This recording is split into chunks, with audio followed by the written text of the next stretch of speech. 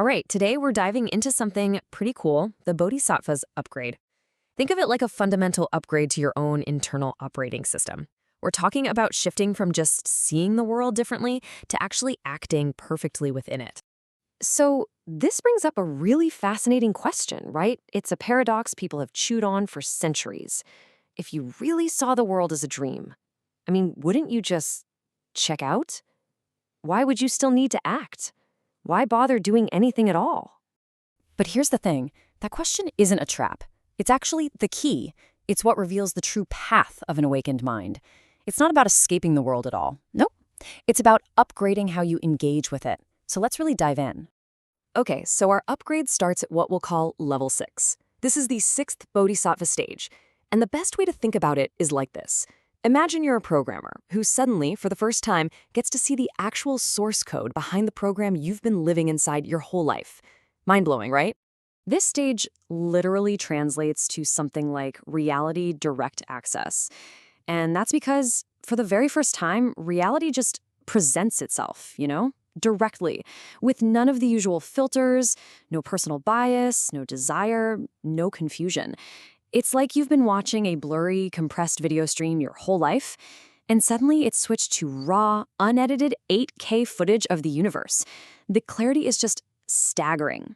And what's the first thing you notice with this kind of direct access? Well, it's that a whole lot of what we call our life is really just an automated script. It's an impersonal process that's just running on its own in the background. This script is known as the 12 links of dependent origination, and it's basically a chain reaction, a self-perpetuating cycle, where one thing just automatically triggers the next. It all kicks off with ignorance, right? A fundamental not seeing. That leads to contact with something in the world, which then creates a feeling. That feeling sparks a craving, which then turns into grasping, and bam, the cycle just keeps on rolling. But here's the key takeaway. There's no single controller here. Nobody's driving. It's just a process that runs itself. And this leads to a really profound insight. The suffering? Oh yeah, that's real.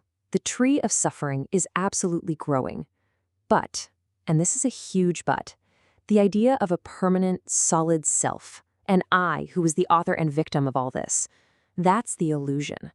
The script is running, for sure, but there's no ghost in the machine. So the ultimate breakthrough here is this realization that the three realms, our entire perceived reality, it's all a projection of one mind. The world isn't some totally separate thing out there. It's more like a manifestation of the mind's own operating system. And this is where you get the ultimate admin privilege. If you can understand the system, you can change how you relate to everything it produces. Okay, so to sum up, level 6 is that huge cognitive leap. It's about seeing the code. But that's only half the story, right? The next level, level 7, is all about acting perfectly within that code. So let's see how this whole thing builds. So now we're at level 7, also known as the far-reaching stage. This is where pure insight transforms into masterful, compassionate action. It's not enough just to see the game's code. You have to become a flawless player. And this stage runs on what you could almost call a non-binary operating system. It's about holding two seemingly opposite ideas at the same time without any conflict. For example, you realize the emptiness of everything, but you never ever abandon other beings. You see the ultimate equality of everything, but you still continuously honor the enlightened. You get that reality is formless, but you're constantly accumulating merit through good actions. It's this incredible ability to dwell in nirvana while simultaneously continuing to build the world. It's a living paradox. And that's exactly why they call it the far-reaching stage. The Bodhisattva basically enters this massive expansion mode. Their compassion, their actions, they're no longer limited by a single body or a single lifetime. Their positive impact just ripples outward, becoming systemic, influencing countless beings across countless worlds. There's this beautiful metaphor that just sums it up perfectly. It says, the Bodhisattva is like a boat sailing on the sea. It's not drowned by the water. Think about that.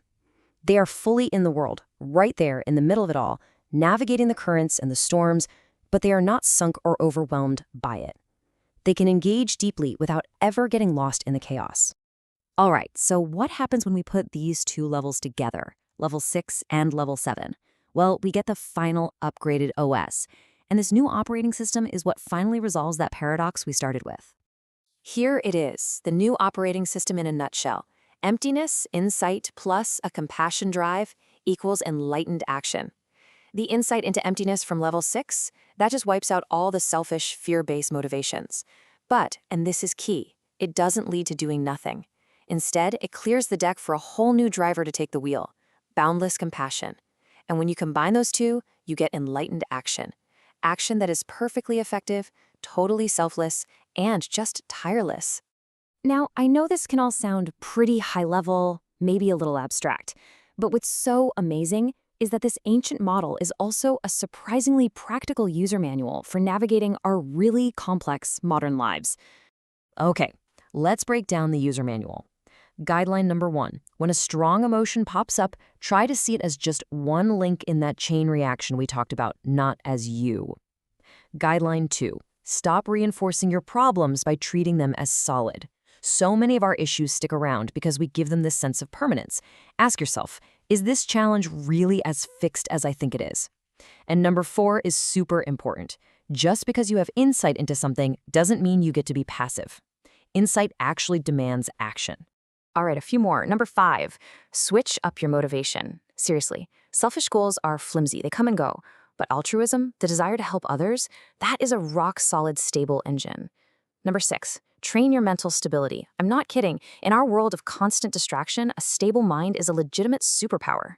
7, turn everything you do, your work, how you talk to people, into a form of practice.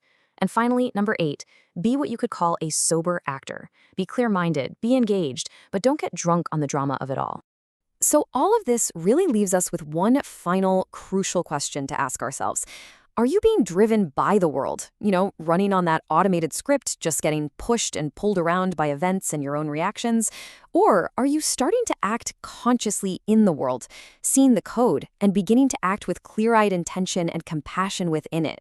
Because that choice, which operating system you're going to run, well, that's ultimately up to you.